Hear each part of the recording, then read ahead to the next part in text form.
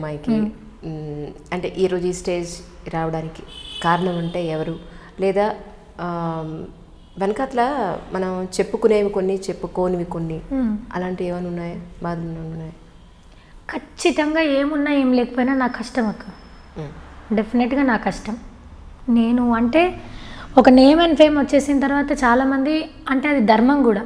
మనం ఇంత కాంపిటీషన్ వల్ల బతుకుతున్నామంటే ఎస్, నేను ఒక సరుకుకి ఎక్కువ డిమాండ్ ఉందంటే వాడు సేల్ పెడతాడు, తక్కువ ఉంటే సేల్ పెట్టి అమ్ముకుంటాడు, ఎక్కువ ఉంటే డిమాండ్తో అమ్ముతాడు. అట్లయినా సరే నా తర్వాత వచ్చిన వాళ్ళని బాగా చూసుకున్నా సరే, ఏం జరిగినా సరే నేను ఎప్పుడు నోరు తెరిచి ఒక మాట అనలేదు. లేదు, నాకు 100%గా నా లైఫ్ని ఒక ప్లేస్లో నిలబెట్టిందంటే డెఫినెట్గా V6. బట్ అక్కడ కూడా ఇట్లాంటి డిస్టర్బెన్సెస్ ఉన్నాయి. శాలరీస్ తక్కువ ఇచ్చి ఇట్లా చూసుకునేది అట్లా చూసుకునేది ఉంది, కానీ ఎప్పుడు నేనేం మాట్లాడలేను. ఇప్పుడు కూడా నేనేం మాట్లాడా, ఎందుకంటే అప్పుడు నాకు ఇచ్చే రైట్ ఉంది, నాకు అడిగే రైట్ ఉన్నప్పుడే నేను మాట్లాడలేను. ఉన్నాయి, అన్నీ ఉన్నాయి, మంచిగా ఉందని నేను చెప్పను. బట్ వాళ్ళు ఛాన్స్ ఇచ్చింది చాలా గొప్ప విషయం. అయితే దాన్ని 4.5 సంవత్సరాలు ఒక్కరోజు కూడా లీవ్ పెట్టకుండా నేను నిలబెట్టుకున్నాను కాబట్టే అది ఇంత దాకా వచ్చిందేమో అని నా అభిప్రాయం. నేను వదిలేసుకున్నాను తప్పితే నన్ను వదిలేయలేదు V6. ఈ నెక్స్ట్ ఇప్పుడు ఈ బిగ్ బాస్కి వచ్చేటప్పుడు కూడా నేను చూస్ చేసుకున్నా వాట్ నెక్స్ట్ అనేది. బట్ ఆ పరిస్థితి అక్కడ రాకన్నా ముందే నేను మూవ్ ఆన్ అవ్వాలి అని చెప్పి నాకు నేను తీసుకున్న డెసిషన్. సో డెఫినెట్గా V6 మేజర్ పార్ట్ నా లైఫ్ని మొత్తం ఇంకొక లెవెల్ దాకా తీసుకుపోయింది అని అంటే దానికి తోడు నా కష్టం 100%. ఈ రెండు మాత్రమే కంపల్సరీ. అవకాశం రావడం ఒక ఎత్తు అయితే ఆ అవకాశానికి అనుగుణంగా చక్కగా మీ పెర్ఫార్మెన్స్ చేసి అది హిట్ అవ్వడం అంటే అవకాశం పని ఒక్కటే కాదక్క, మీకు తెలుసు ఈ ఫీల్డ్లో పని ఒక్కటే కాదు, వెనకాల వచ్చిన వాళ్ళని చాలా బాగా చూసుకుంటారు. మన ముందు వచ్చిన వాళ్ళని నేను నా జీతంలోంచి ఇవ్వరు, నాకు ప్రాబ్లం కాకపోయి ఉండొచ్చు. బట్ నేనెప్పుడు ఇంపార్టెన్స్ అంటారు, అన్నీ అంటారు, సరే రెస్పెక్ట్ ఇచ్చారు, చాలా బాగా రెస్పెక్ట్ ఇచ్చారు, నేను కాదన, చాలా బాగా చూసుకున్నారు, నేను చాలా బాగా పని చేస్తేనే చూసుకున్నారు. చెయ్యకపోతే చెక్ పెట్టడం చాలా ఈజీ. మన అంతా ఇట్లా గాలే తేలాడతాయి కదా మన బతుకులు. సో అడ్జస్ట్ అయ్యి పని ఒక్కటే, పర్ఫార్మెన్స్ ఒక్కటే నిలబెడుతుందని నేను అనుకోనక్క. మనం ఎంత అడ్జస్ట్ అవుతున్నాం, ఏమేమి సాక్రిఫైజులు చేస్తున్నాం అనేది మన కెరియర్ని బిల్డ్ చేస్తే నేను నమ్ముతా. అట్లా చేసుకుంటూ వచ్చినా కాబట్టి ఈ 4.5 yearsలో ఒక పెళ్ళి లేదు, ఒక రిసెప్షన్ లేదు, ఒక చావు లేదు, ఏమీ లేదు. అంత డెడికేట్గా పనిచేసినాను నేను. అంటే ఇప్పుడు నేను ఒక 2 days 3 days లీవ్ పెడితే ఏమవుతుందో తెలియలేని పరిస్థితి. ఇంత నమ్మకం ఇచ్చిన వాళ్ళు అది కూడా ఇచ్చుంటే మేబీ నేను లీవ్ పెట్టేదాన్ని. సో ఓకే, ఇది ఉంది, ఇది లేదు కాబట్టి వీళ్ళు ఇట్లే ఉన్నారు కాబట్టి మనం ఇట్లే వదలాలి అని చెప్పి పొద్దున్న వెళ్ళి నిజామాబాద్లో పెళ్ళిళ్ళు ఉంటే మార్నింగ్ 8కి పెళ్ళి చూసుకొని 10-11 కల్లా మళ్ళీ ఆఫీస్లో ఉండేటట్టు. సగం పెళ్ళిళ్ళు సగం రిసెప్షన్లు మా ఆయననే చేసుకున్నాడు. పోయేసి వచ్చి మీ ఆవిడకి బాగా పెరిగిందంటే మా ఆవిడకి పెరిగింది అని చెప్పేసి తప్పించుకొని 4 సంవత్సరాలు నెట్టుకొచ్చిండు.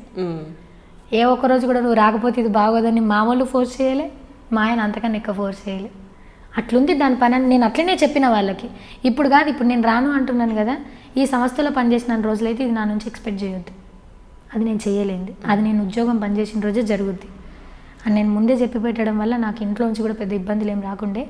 బట్ నేనెంత కష్టపడుతుంది ఎట్లా పోతుంది అనేది నాకు తెలుసు, మా ఆయనకు తెలుసు, మా ఇంట్లోకి ఉండదు కదా. అరే ఇంత చేసినా సరే ఇట్లుంది నీ పరిస్థితి, 1 గంట లేట్ అయితే నిన్ను ఎందుకు రాలేవు అని అడుగుతారు. నువ్వు ఆ మాత్రం ఫ్రీడమ్ సంపాదించుకోవా? అలా అనడం చాలా ఈజీ అబ్బా, కానీ ఒక ఇన్సెక్యూరిటీలో ఉంటాం, అది ఎవ్వరు మన ఎక్స్పెక్ట్ చెప్పుకోలేము. నీకేంటి నిన్ను కాదంటారా, నిన్ను చేస్తారా అని అనిపిస్తుంది. కానీ నాకు తెలుసు ఆ చైర్లో కూర్చుంటే నేను కాబట్టి నాకు తెలుసు. అవును, ఇది ఎప్పుడంటే అత్తమ్మ వాళ్ళు వచ్చినప్పుడు పంపించేటప్పుడు, వదినలు వచ్చినప్పుడు పంపించేటప్పుడు పొద్దున భోజనాలు ఉంటాయి. ఫటాఫట్ వీళ్ళు ఎప్పుడు తినిపోతారా అన్నట్టు చూస్తాయి నా కళ్ళు. పోతాం లేవే తల్లి, నువ్వు ఆఫీస్కి పోదు కానీ వాడు దిగబెట్టేస్తాను నువ్వు అంటే థ్యాంక్ యూ అని చెప్పేసి వెళ్ళిపోవడం అంతే. ఒక మనిషితో మాట పడ్డం, నా వల్ల ఒకళ్ళు లేట్ అవ్వడం అంటే నేను అస్సలు భరించలేను. ఒక్క మాట అస్సలు నా చేతిలో ఉన్నది ఏది నేను చేసుకోదలుచుకోలేదు. వాళ్ళు ఇయరని నాకు తెలుసు, నేను అడిగి తర్వాత ఇయ్యలేరంటే నేను ఇంకా బాధపడతాను, అప్పుడు నేను ఉండలేను అక్కడ. ఇవన్నీ చెప్పి ట్యూన్ చేసిన పాపం 1 yearలోనే అలవాటు చేసేసుకున్నారు.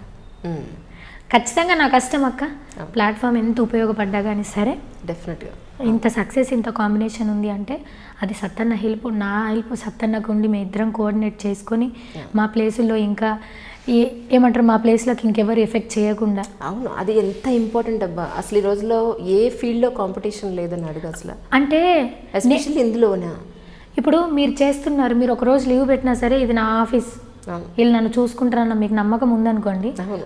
కొన్ని సిచ్యువేషన్స్ని మనం ఎంజాయ్ చేస్తాం, 1-2 లీవ్లన్నా పెట్టుకుంటాం. అవును. అవును. ఆ ఇన్సెక్యూరిటీతో ఏమైపోయిందంటే చిన్న ఎంజాయ్మెంట్లు చిన్న అనేటివి చాలా మిస్ అయినా. అవును. ఓకే, ఇప్పుడు కెరియర్ పీక్స్లో ఉంది, చేయొద్దు. ఆ ప్రోగ్రామ్ కాన్సెప్టే అంత.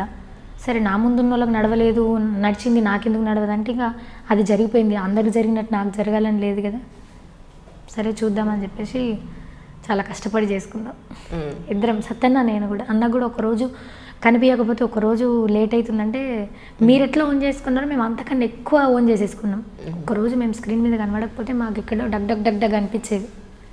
అన్న ఏ దేశంలో ఉన్నా, అంటే ఏ దేశం అన్న, కామారెడ్డి, నిజామాబాద్ ఏడున్నా సరే సపరేట్గా కెమెరామెన్లను పెట్టుకొని వీడియో షూట్ చేసి పంపించేది. అంత ఇంట్రెస్ట్, అంత డెడికేటెడ్గా పనిచేసినాం. ఓకే. అందుకే మా ఇద్దరు కాంబినేషన్ అంత హిట్ అయింది.